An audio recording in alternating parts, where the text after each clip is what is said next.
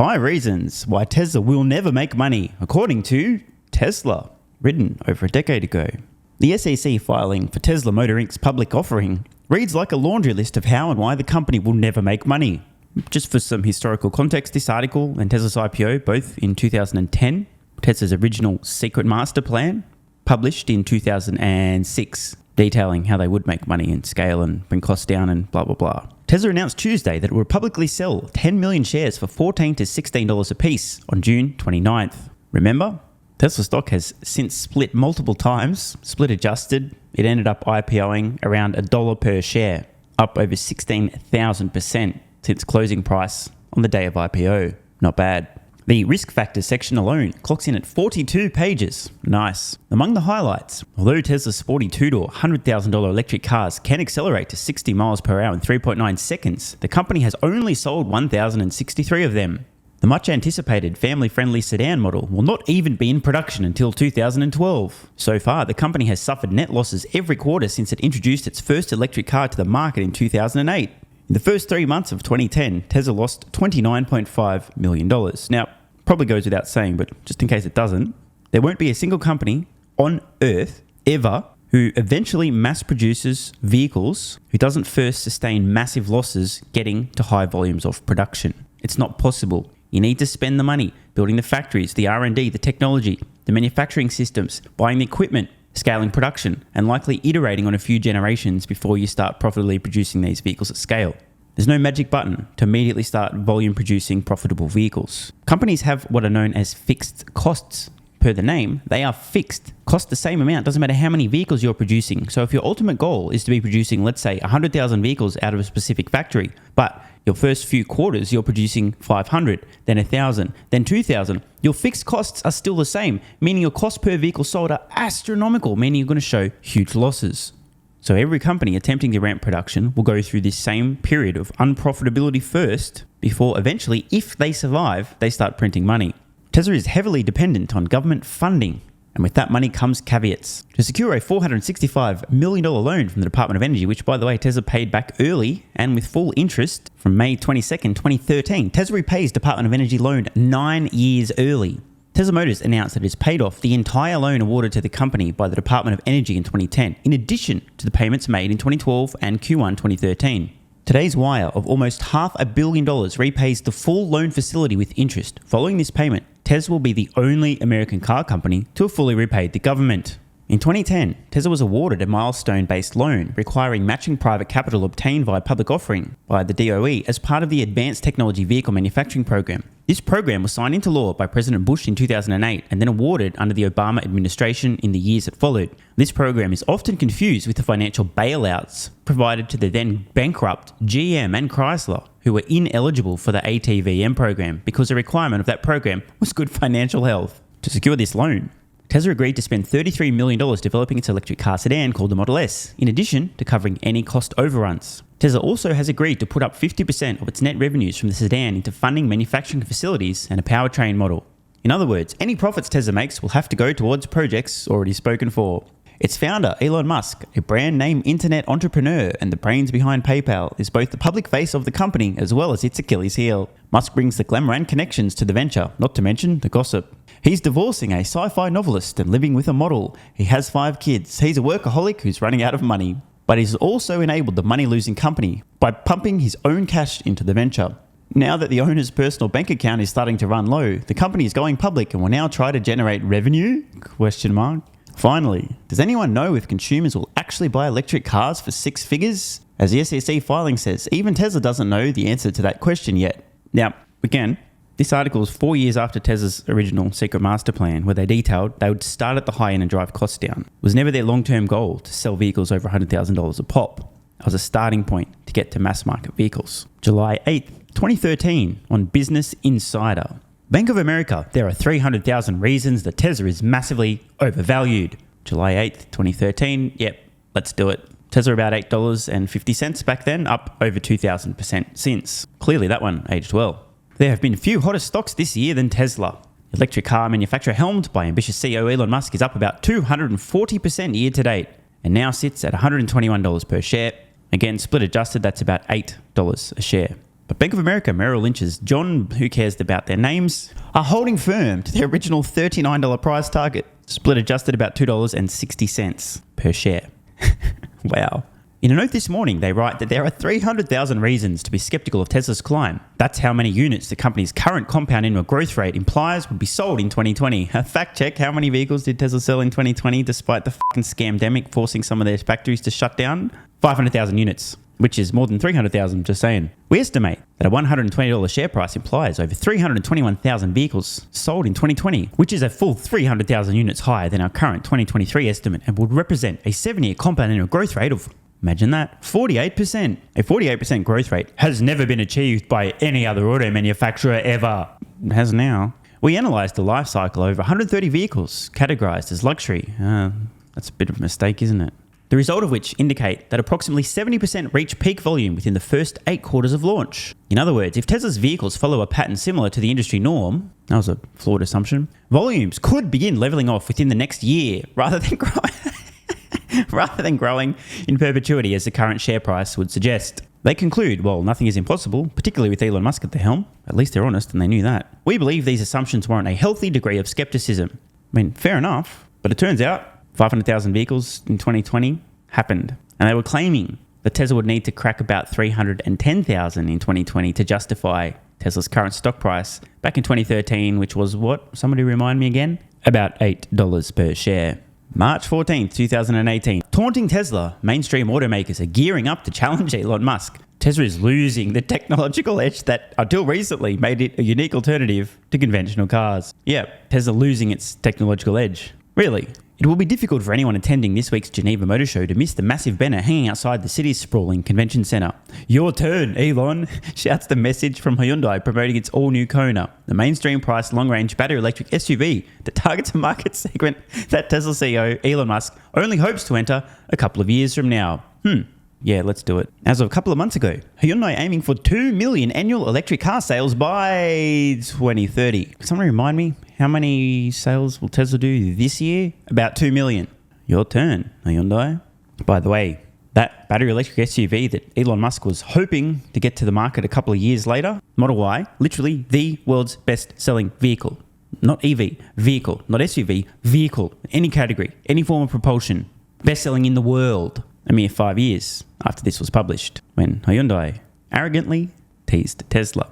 The Powell Expo Convention Centre this week saw the debut of an assortment of electric vehicles, both large and small, and ranging from affordable to exotic. More significantly, they offer far greater range, improved comfort, and significantly more power than first-generation electric vehicles, such as the groundbreaking Nissan Leaf and Ford Focus. That poses a potentially serious challenge for Tesla as it loses the technological edge that, until recently, made it a unique alternative to conventional cars. Quote, there's a calculated assault coming from mainstream manufacturers, contends David Sullivan, a senior automotive analyst with Auto Pacific, and it could spell a serious problem for the California-based car maker, he adds, especially if Tesla can't resolve the production problems it is facing with its first mainstream battery car, the Model 3 sedan. Also, from 2018. Will Tesla ever turn a profit? Everybody's talking about Tesla right now, and not necessarily in a good way.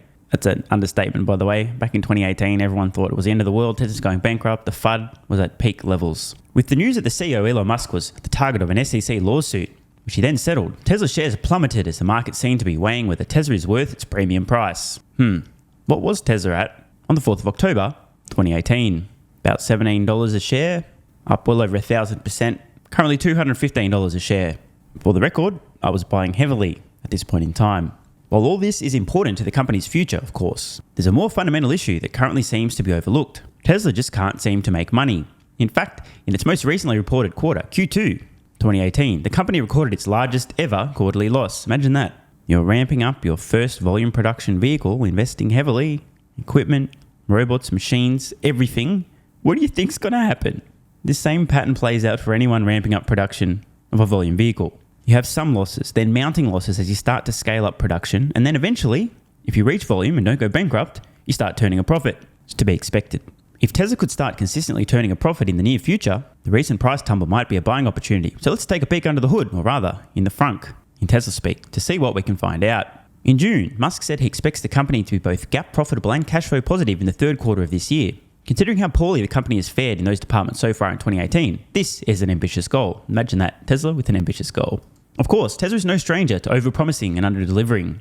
For years, Musk and his team have missed deadlines and targets. One noteworthy example was Tesla's guidance issued on the 10th of February 2016 that the company would deliver 16,000 vehicles in Q1 2016, which ran from January through March. But despite that forecast being issued almost halfway through the quarter, Tesla still fell a whopping 7.3% short. Just for some context, Tesla's production, almost 480,000 deliveries, over 460,000 in the most recent quarter, 2023, Q2.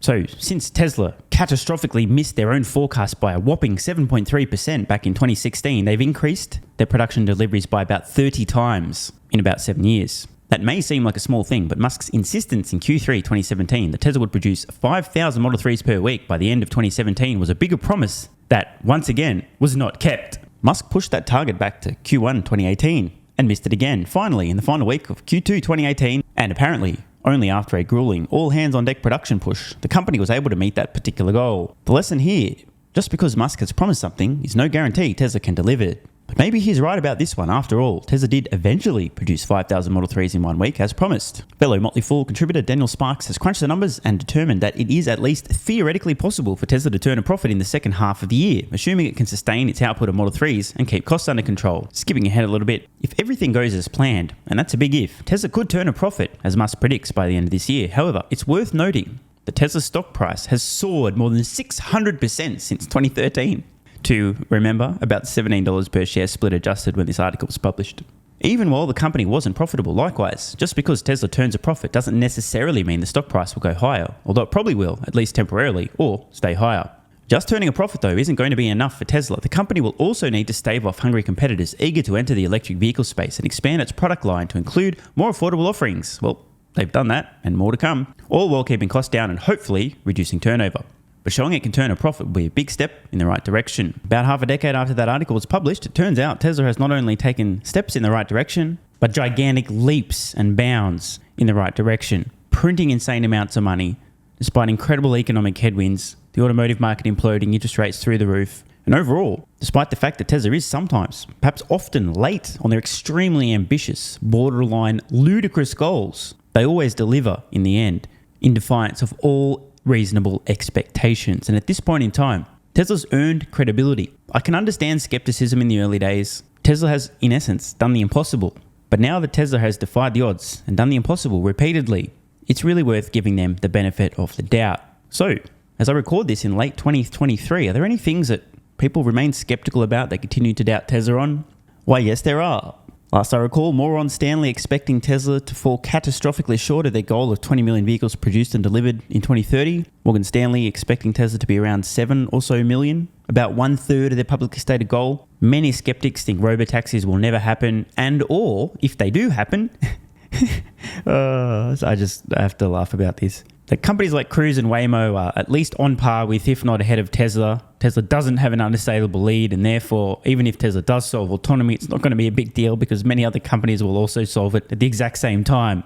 And of course, there are many skeptics saying the Cybertruck is never going to work. People skeptical there's no way Tesla's next-gen vehicle platform could halve the price of a compelling electric vehicle. Huge numbers of skeptics claiming that the Tesla humanoid robot will either A, be a massive failure, or B, is a non-serious attempt to just pump the stock they're not actually going to try.